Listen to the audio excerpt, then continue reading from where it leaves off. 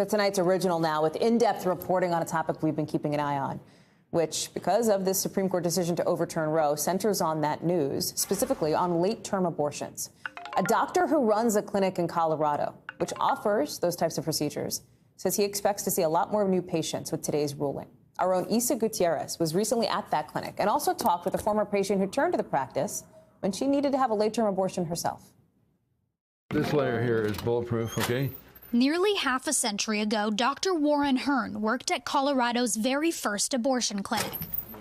A controversial practice then and now, with the Supreme Court overturning their landmark 1973 decision, Roe v. Wade. All the windows around here are bulletproof. 2 years later, he founded this place, the Boulder Abortion Clinic, in 1975. We specialize in taking care of women who have very high-risk situations that can't be seen in other clinics. He's one of a handful of doctors in the U.S. who perform late-term abortions. Colorado, one of only a few states that does not restrict them. According to CDC data, abortions at or after 21 weeks represent less than 1% of all abortions in the U.S. In 2019, they say more than 4,800 were performed. Last year, a jump in abortion restrictions enacted in 19 states, with conservative legislators arguing life begins at conception. These days, Dr. Hearn says abortion bans like the ones in Texas and Oklahoma restricting abortion after cardiac activity at 6 weeks are making his practice exceptionally busy. The number of patients we've seen has basically doubled since a year ago. We can't possibly see all the women who want to come here for help. And I need to expand my service. He says the Supreme Court's decision will push more women to have late-term abortions. That increases the cost, it increases the complexity, it makes it more difficult, it takes more time, it's more emotional anguish. Erica Christensen, a former patient of Dr. Hearn, was in her third trimester when she says her doctor explained her baby wasn't swallowing. There was a genetic muscular condition that would not be conducive to living outside my body. She says they decided to terminate the pregnancy. That's when we learned that we couldn't in our state because we had crossed an imaginary line that we didn't even know existed until that point.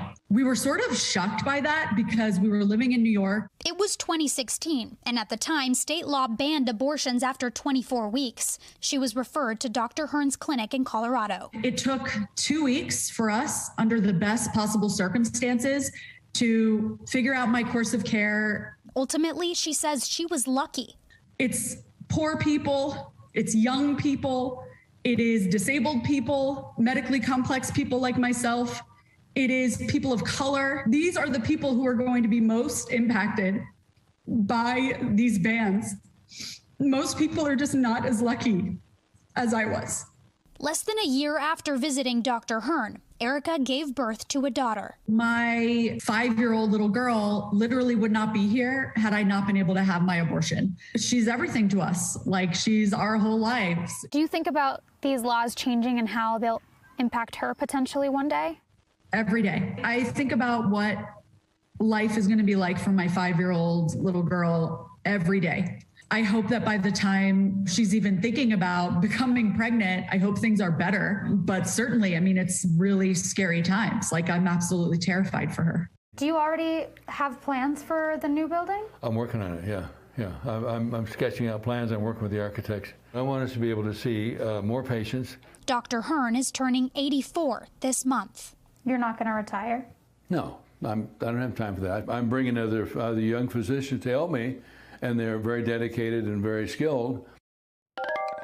Isa Gutiérrez is joining us now. Isa, it is such timely reporting, particularly with what we're seeing in Washington today. What stood out most to you as you were talking with people for and against late-term abortions, talking with patients, clinic staff, et cetera?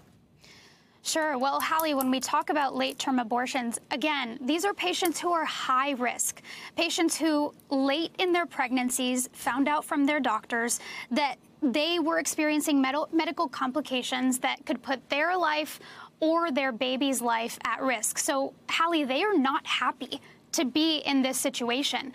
They're also exhausted, and they're angry that they had to go to these lengths to leave their state, to find the means to leave their states, to come to a place like Dr. Hearn's clinic to get the safe care that they needed. Hallie?